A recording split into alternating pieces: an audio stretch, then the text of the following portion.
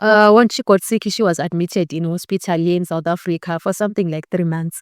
The doctors had said that she had breast cancer and it had already spread it throughout her whole body, which means that the chances of her surviving were very low. When we got here, she was really, really sick, and you could tell ukuthi lo muntu lo, she's in so much pain. Yeah, I can say that, because she couldn't even eat on her own.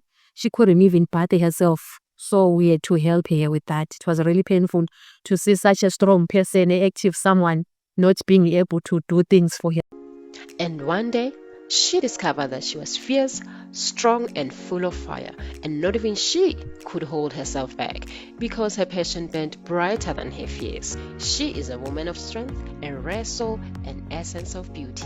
She connects and supports other queens. With that said, let me extend a warm welcome to the She Podcast, where we unite women from all backgrounds and inspire one another to greatness. Hello everyone, my name is Tessa Sibanda, a lady aged 24, but turning 25 this year in December. So I'll be talking about the loss of a beloved one, the loss of my mom. I was born in Zimbabwe, in Cholocho to be exact. I was born in a family of 5 siblings. We have got 1 brother and 4 girls. I'm number 4. When we were growing up, my father was working here in South Africa, and back home we lived with our mom, taking care of us all. When I was 11, my mom also came here to South Africa to work also, so as to help my father financially. Since as kids grow and grow, when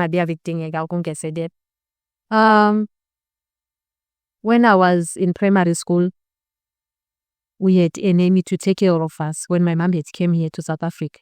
Then when it was time to go to high school, they took me and my older sister also to a boarding school.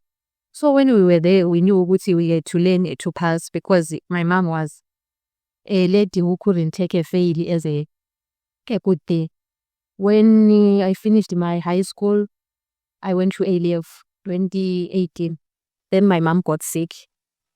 When she got sick, she was admitted in hospital here in South Africa for something like 3 months. The doctors had said that she had breast cancer and it had already spread it throughout her whole body, which means that the chances of her surviving were very low. Yeah, it was really, really painful and so hard for us to accept it. Umama ngathi uzoshona vele. So 2018, she couldn't travel to Zim for the school holidays to come and see us, which means that us, we had to come to South Africa to see our parents, mom and dad. When we got here, she was really, really sick, and you could tell ukuthi lo muntu lo, she's in so much pain. Yeah, I can say that, because she couldn't even eat on her own. She couldn't even bath herself. So we had to help her with that. It was really painful to see such a strong person, an active someone, not being able to do things for herself. A few days later, when we came here in South Africa to visit, she passed on. It was on the 19th of December, 2018. Yeah. So when after my mom's burial, I was really heartbroken. Actually, as a family, we were really heartbroken, because you could see my father. He usually cried every day, like he was crying. You could tell this man is really heartbroken. At first, I wasn't really believing it. When she passed on, I thought lo muntu, she have rested. I thought upumulile, but later, as days and months went on, I realized this rest meant death. She was really gone for good. She wasn't going to come back again. It was really painful. So the thing is, the first year when she was gone, I was doing my A-Level, which I was really busy with my things.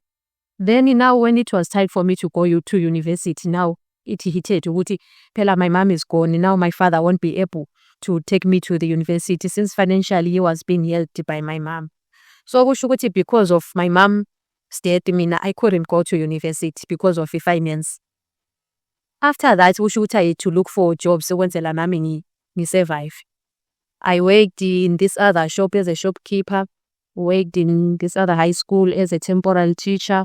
I also worked in this other primary school as a temporary teacher. I worked in this other NGO. After that, I came here to South Africa, because the money that I was being paid there back in Zim, it wasn't like huge money for ukuthi iyenelisi izidingeko zami. Yeah. Coming here to South Africa now, I realized ukuthi no man, this was not my mom's dream ukuthi mina I should be here. But due to the situation, I was supposed to work for better man. Usually I miss my mom every day because I usually think ukuthi if she was still alive, I wouldn't be here. I'll be in university, I'm sure. Or at least I would have been graduating this year. I think of many things. And considering ukuthi I'm a girl child, I need my mom every day. There are some things that I need some advice from her. There are some disappointments that I wish to tell her ukuthi, hey, yabona usibani bani, I wish, but due to her death, she's not with us. So I understand ukuthi out there are also some people who have just lost their parents, their loving mothers, their loving fathers, beloved ones. Because i-pain isokuyawa ukuthi how were you related with that person and ubekusiza ngani, ubekuthanda kangakanani. I know ukuthi there are some people who are seeing their loved ones being sick and they know ukuthi this person might die anytime. What I want to tell you is that I also went through that. And I can't say you will feel the way I felt, Mina. It's always different. The pain is usually different. But in everything, let's just leave it to God. He knows, but He has plans for us. And it doesn't mean that life has to stop.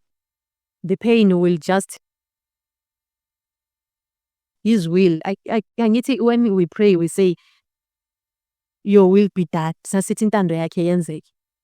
So His will should be done, and izohlala yenzeka futhi intando yakhe, whether we like it or we don't like it.